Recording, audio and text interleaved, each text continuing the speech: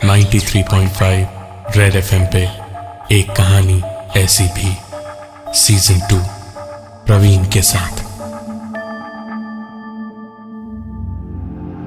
रजत और राशि अपने एक कमरे में सो रहे थे।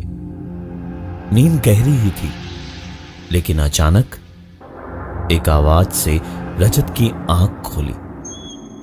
रजत ने उठ के कमरा चेक किया।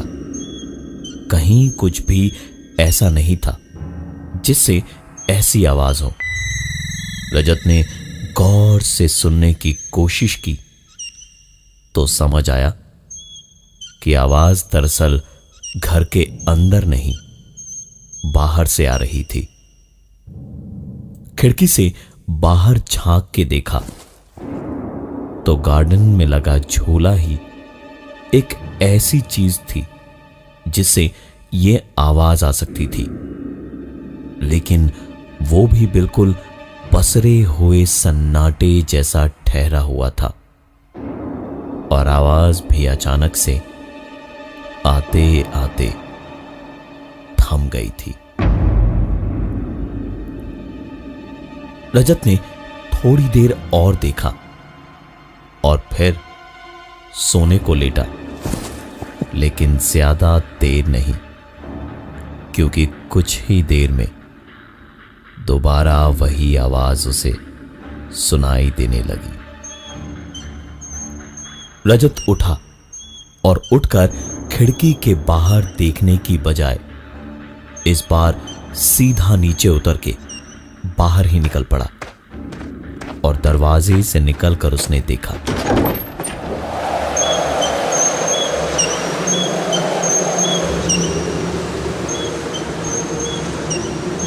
बाहर अचानक बहुत तेज आंधी चल रही थी।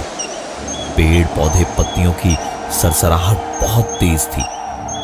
इस पूरे नजारे में जो एक चीज समझ नहीं आ रही थी वो थी सिर्फ एक आवाज।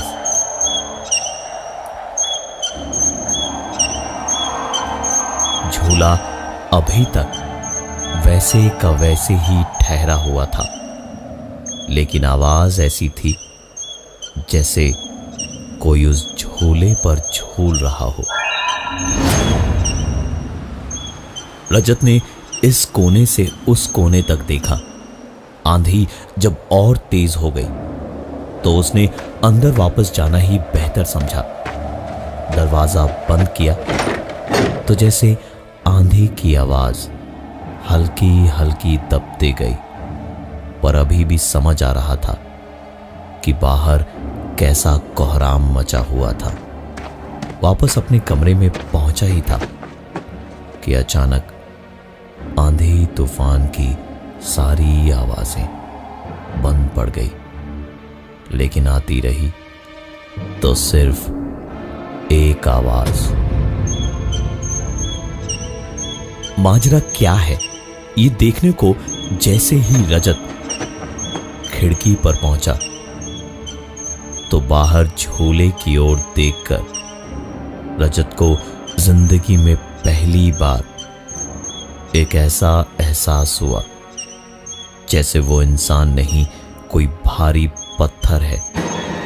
अपनी जगह से हिलना या कुछ कहना भी दूर की बात थी, क्योंकि बाहर झूले को एक 75 या 80 साल की बूढ़ी औरत तेजी से झुलाए जा रही थी। रजत ने अपनी आंखें मलते हुए दोबारा जब उस तरफ देखा तो वो बूढ़ी औरत झूले पर खड़ी होके जोर जोर से झूल रही थी और खिड़की के इस तरफ खड़े रजत को देख देख के मुस्कुरा रही थी। पूरे माहौल में सिर्फ झूले की आवाज और रह रहकर उस बूढ़ी औरत की एक हल्की सी हंसी की आवाज थी।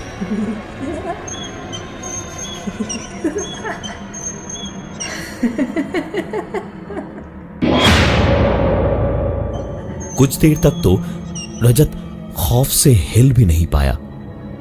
लेकिन फिर उसे राशि और अपनी मां की फिक्र होने लगी। वो तुरंत एक बैट लेकर नीचे दरवाजा खोलकर बाहर झूले की ओर भागा।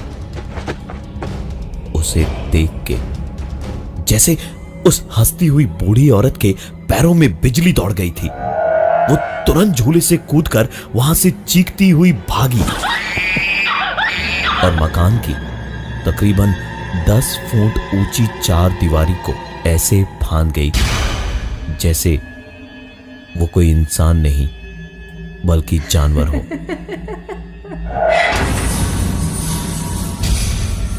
रजत बुरी तरह घबराया और डरा हुआ था। एक पल भी वहां खड़े रहने का उसका दिल नहीं था। सीधे वहां से वापस अपने घर की ओर दौड़ता हुआ आया और चादर से मुंह को ढककर लेट गया। लेकिन ऐसा कुछ देखने के बाद अब नींद उसकी आंखों से कोसों दूर थी।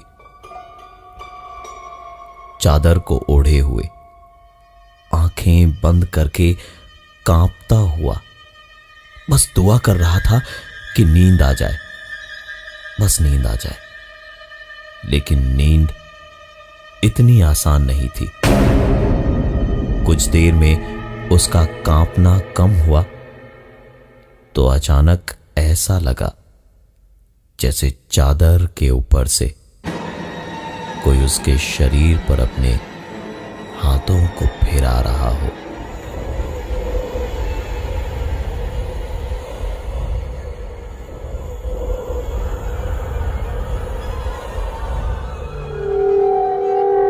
एक बार फिर से उसकी सांसें थर्राने लगी, हाथ बुरी तरह कांपने लगे और आंखों में डर के आंसू आने लगे।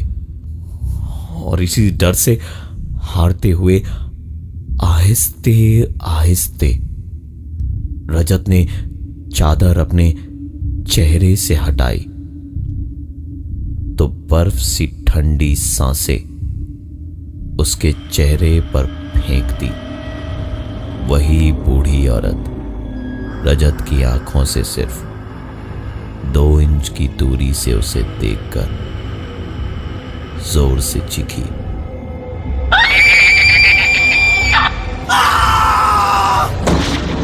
रजत की जगह कोई पत्थर दिल इंसान भी होता तो ऐसे ही चीख पड़ता। पति की ऐसी चीख सुन के राशि हड़बड़ा के उठी तो उसने देखा कि रजत बेसुध पड़ा सो रहा था। उसे समझ ही नहीं आया कि वो बेहोश था। अगले दिन रविवार था, इसलिए किसी ने ध्यान भी नहीं दिया कि रजत जागा करीब दोपहर के 1 बजे।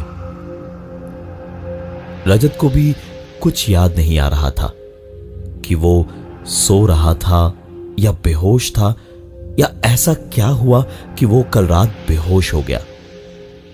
उसे यही लगा कि वो थोड़ा ज्यादा सो गया है। दिन भर कुछ नहीं हुआ जिससे उसे कुछ याद आता। रात को जब दोनों सोने गए तो राशि की नींद प्यास से खुली। उसने उठ के देखा कि रजत अपनी जगह पर नहीं था। बेडरूम खाली पड़ा था। बाहर निकल के हॉल में देखा, ड्राइंग रूम में देखा, लेकिन रजत कहीं नहीं था। पर एक आवाज जरूर आ रही थी। राशि ने खिड़की से बाहर देखा तो झूला हिल रहा था, लेकिन रजत ना तो कमरे में था ना ही झूले के पास।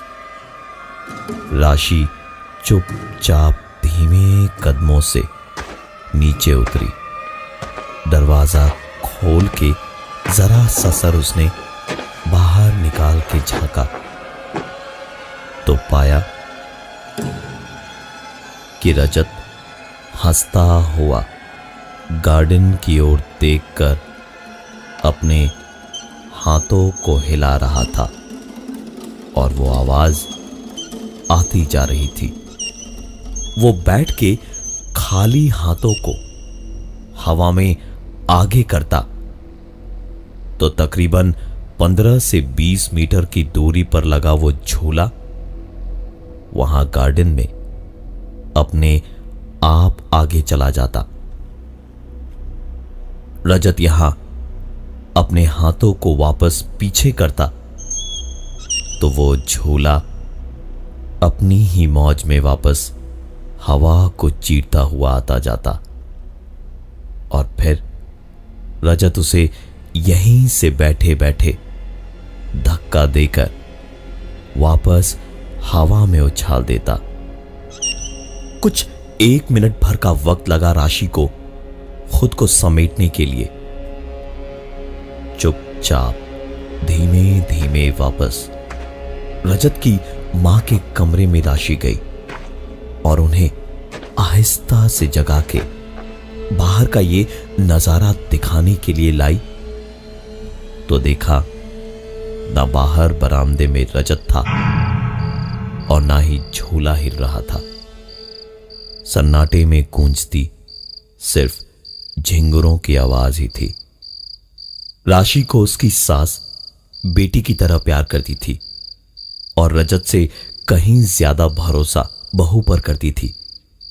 इसलिए उन्होंने राशि का हाथ पकड़ा और उसके होंठों पर उंगली रख के चुप रहने का इशारा करके दबे पांव राशि और रजत के कमरे तक गई और वहां जाकर देखा कि रजत बड़े आराम से सो रहा था। उन्होंने कुछ कहा नहीं और इशारे से ही कहा कि उसने शायद कोई डरावना सपना देखा होगा, लेकिन राशि जानती थी कि ये कोई सपना नहीं था। आज की रात राशि अड़ गई कि वो इस कमरे में नहीं सो सकती, वो उन्हीं के साथ सोएगी। सास ने भी देखा कि राशि बेहद डरी हुई थी, इसलिए कुछ बोली नहीं और उसे ले गई अपने कमरे में अपने साथ। कुछ देर तक तो राशि को नींद नहीं आई, लेकिन उसके बाद जैसे ही वो गहरी नींद में सोई, उसे ऐसा लगा जैसे कोई उसे पुकार रहा था। राशि, राशि, राशि, उठो राशि, राशि, उठो ना।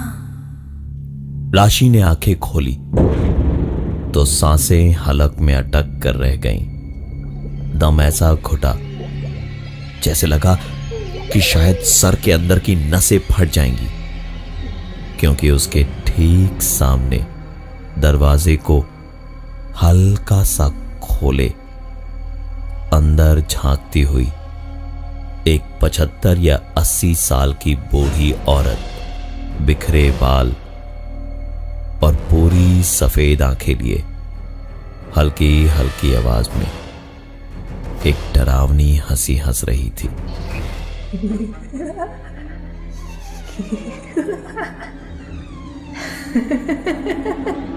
राशि जोर से चीखी तो उसकी सास हड़बड़ाकर नींद से जागी।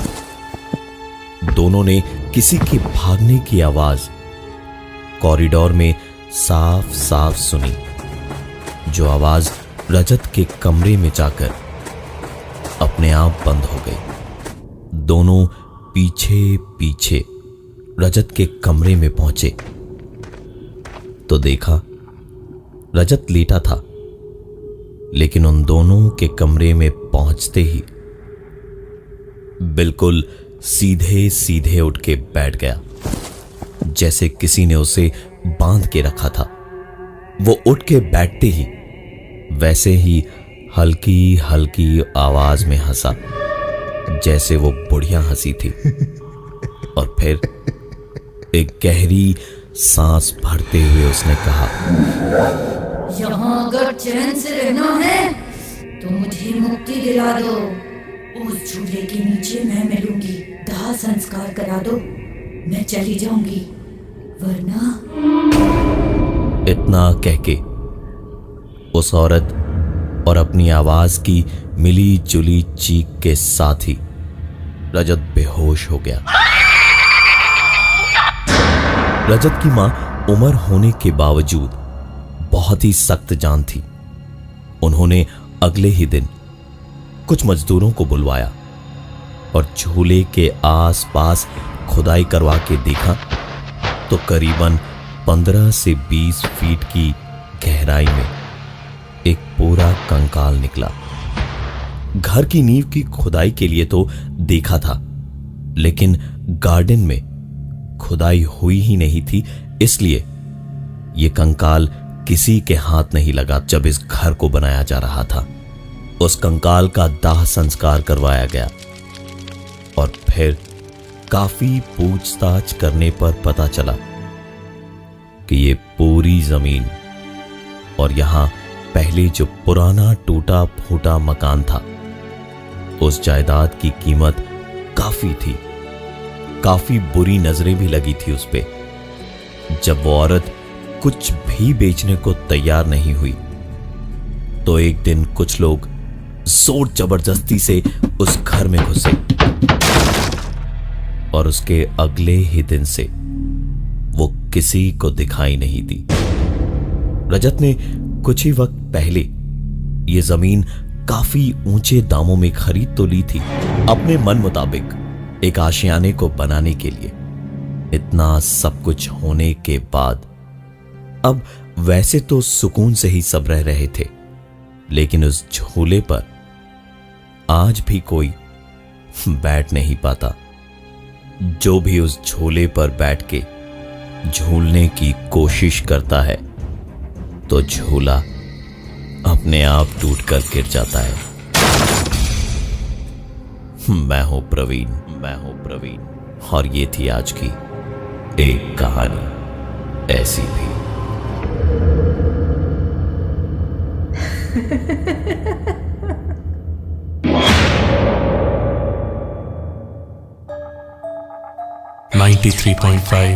रेड एफएम पे एक कहानी ऐसी भी सीजन 2 प्रवीण के साथ।